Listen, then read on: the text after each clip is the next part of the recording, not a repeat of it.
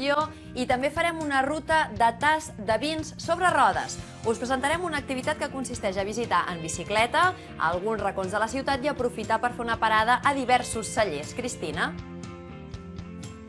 Amb aquesta bicicleta plegable que esteu veient es fa aquesta ruta que de fet s'estrena aquesta setmana. Aquest grup que tenim aquí és el primer que s'ha apuntat a aquesta ruta i que ja li ha donat el pedal i ja ha fet algun tast de vins.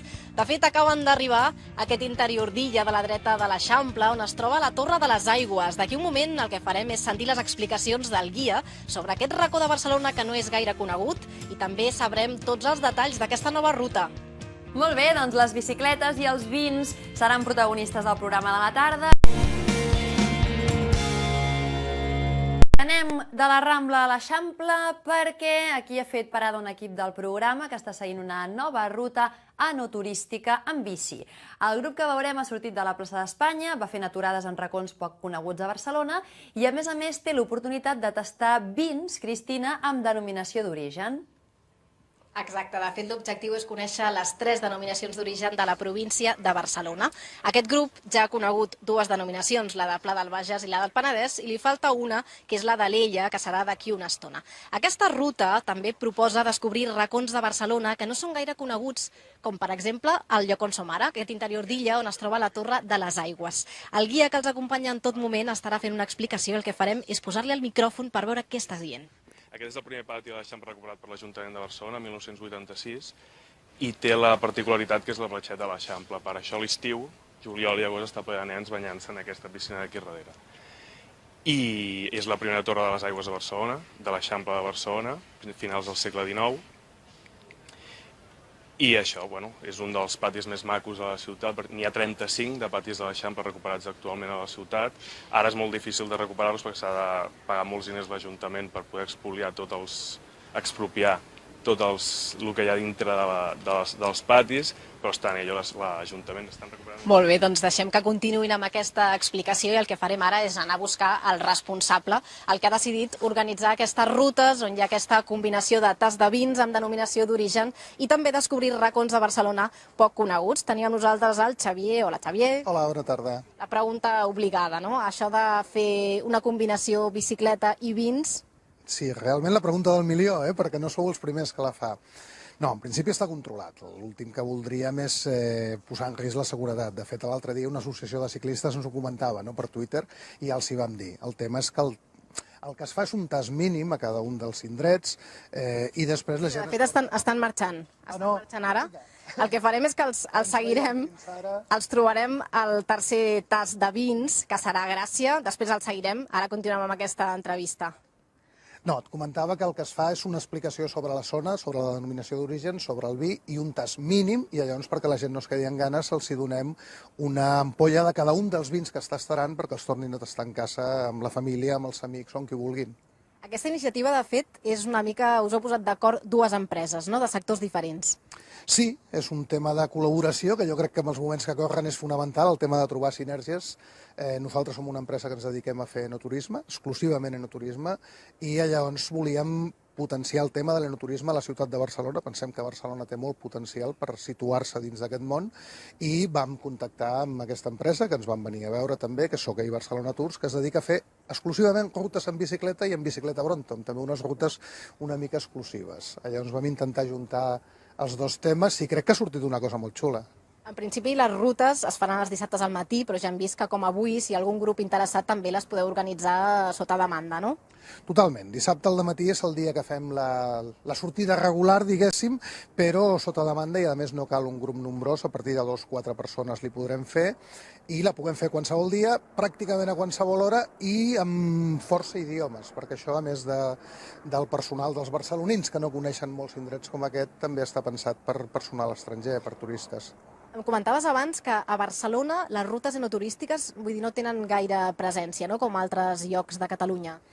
No, jo crec que ningú, no sé si ningú, però pràcticament ningú s'ha plantejat que Barcelona pot ser una gran destinació enoturística. Aquí rebem 8 milions de turistes cada any i aquesta gent segurament voldria fer enoturisme, però quan es pensa en enoturisme em pensa això, en Penedès, en Costa Brava, en Priorat. En canvi, la ciutat de Barcelona té aquest potencial perquè puguem fer propostes com aquesta, com una altra que estem fent, del Carballo, o puguem fer sortides a indrets com Alella, que el tenim a 15 minuts. Vull dir, trigues menys a arribar a Alella probablement que segons a quin indret de Barcelona. Per tant, el que volem és això, intentar desenvolupar l'enoturisme a la ciutat i convertir-la també en un referent d'enoturisme com ho és amb altres coses.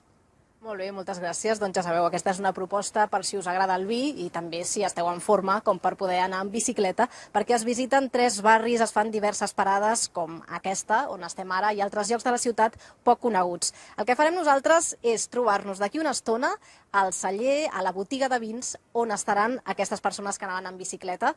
És al carrer, a la plaça Joanic, exactament, i el que farem serà assistir en aquest tast on coneixeran la denominació d'origen d'Alella. Molt bé, Cristina, doncs connectarem més tard des de Gràcia. I farem l'última connexió de la tarda en algun punt de Gràcia, ara veurem quin, que és on s'han aturat els participants de la nova ruta enoturística en bici que us estem presentant avui. Els organitzadors, us ho explicàvem abans, són els mateixos que van establir a l'estiu la ruta de Pepe Carballo, i ara arriba aquesta que convida a anar en bici, descobrir la ciutat i descobrir alguns cellers com aquest. Cristina.